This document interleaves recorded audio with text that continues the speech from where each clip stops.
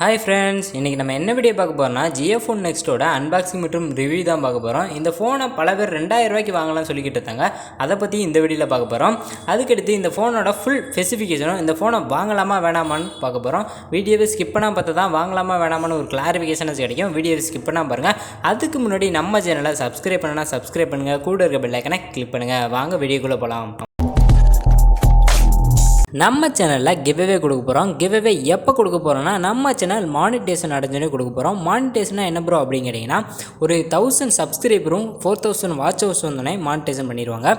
Monetisation பண்ணோடனே உங்களுக்கு giveaway கொடுக்குறோம். கிவ்அவேல என்ன கொடுக்க போகிறோன்னா, ஒரு ஏர்போர்ட்ஸும் ஒரு ஐவாட்சும் தான் கொடுக்க போகிறோம். இதை நீங்கள் வின் பண்ணணும்னா நம்ம சேனலை ஃபஸ்ட்டு சப்ஸ்கிரைப் பண்ணியிருந்துருக்கணும், 2வது லைக் பண்ணியிருக்கணும், 3வது ஓகேன்னு கமெண்ட் பாக்ஸில் கமெண்ட் பண்ணிடுங்க. அப்படியே ஷேர் பண்ணிங்கன்னா நீங்கள் ஈஸியாக கிவ்அவே வின் பண்ண முடியும். ஃபஸ்ட்டு இந்த ஃபோனை எப்படி 2000 ரூபாய்க்கு வாங்கலான்னு பார்த்துருவோம். 2000 ரூபானா 2000 ரூபாய்க்கு கொடுத்து ஃபோனை வாங்கிக்கலாம். பட் இஎம்ஐ ஆப்ஷன் இவங்க பண்ணித்தராங்க. அதாவது டவுன் பேமெண்ட் 2000 ரூபா கட்டணும். அதோட ப்ராசஸிங் ஃபீஸ் வந்து 501 ரூபா கட்டணும். அதே மாதிரி நீங்கள் ரீசார்ஜ் செய்யும் போதே உங்களோட இஎம்ஐயை எடுத்துக்கிற மாதிரி 450 ரூபாய்க்கு ரீசார்ஜ் பண்ணால் 250 ரூபா வந்து இஎம்ஐலையும் 200 ரூபா ரீசார்ஜ் ஆகிற மாதிரியும் ஒரு பிளான் வச்சுருக்காங்க. ஆமாண்டா, 250 ரூபாயை எத்தனை வருஷம் கட்டணும் அப்படின்னு கேட்டிங்கன்னா 24 மாதம் கட்டணும். அதாவது 2 வருஷம் கிட்டத்தட்ட. நீங்கள் போட்டு பார்த்தா கூட டவுன் பேமெண்ட் 2000 ரூபா, ப்ராசஸிங் ஃபீஸ் 501 ரூபா, அதுக்கடுத்து நீங்கள் 250 ரூபாய் கேட்டிங்கன்னா ஒரு 6000 ரூபா. மொத்தம் இந்த ஃபோனை 8500 ரூபாய்க்கு இவங்க பிளான் பண்ணி விற்கிறாங்க. பட் இந்த ஃபோனோட ஆக்சுவல் ப்ரைஸ் வந்து 6500 ரூபா தான். இஎம்ஐ மூலம் நீங்கள் பண்ணிங்கன்னா தான் 8500 ரூபா வரும். 6500 ரூபா கொடுத்து இந்த ஃபோனை வாங்கலாமான்னு கேட்டிங்கன்னா இந்த ஃபோனோட ஸ்பெசிஃபிகேஷனை பார்த்துருவோம். ஃபஸ்ட் இந்த ஃபோனோட டிஸ்பிளேன்னு பார்த்துக்கிட்டா 5.45 இன்ச்சில் எல்சிடி டிஸ்பிளேப்போட ஹெச்டி ப்ளஸ் டிஸ்பிளே கொடுத்துருக்காங்க. கொரில்லா கிளாஸ் ப்ரொடெக்ஷனோட கொடுத்துருக்காங்க.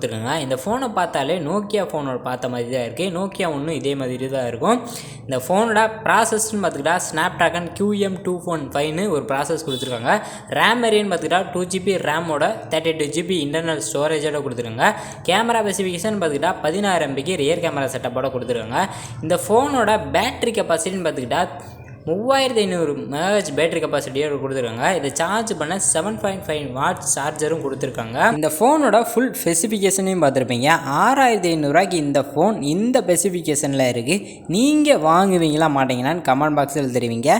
நம்ம வீடியோவை இதுவரையும் பார்த்துருந்தீங்கன்னா ஒரு லைக் பண்ணிக்கோங்க. அது மட்டும் இல்லாமல் நம்ம சேனலை சப்ஸ்கிரைப் பண்ணனா சப்ஸ்கிரைப் பண்ணுங்கள், கூடவே இருக்க பெல் ஐக்கனை கிளிக் பண்ணுங்கள். உங்கள் ஃப்ரெண்ட்ஸுக்கு ரிலேட்டிவ்க்கு ஷேர் பண்ணுங்கள். அப்போ தான் அவங்க இந்த ஃபோனை வாங்கணுன்னா அவங்களுக்கு கொஞ்சம் நாலேஜ்னாச்சும் இருக்கும். இந்த ஃபோனை வாங்கலாமா வேணாமான்னு அவங்களுக்குனாச்சும் தெரியும். வீடியோவை நல்லா பார்க்குறீங்க, பட் சப்ஸ்கிரைப் பண்ண மறந்துருந்தீங்க. கொஞ்சம் சப்ஸ்கிரைப் பண்ணுங்கள். அடுத்த ஒரு நல்ல வீடியோவில் சந்திப்போம். பாய்.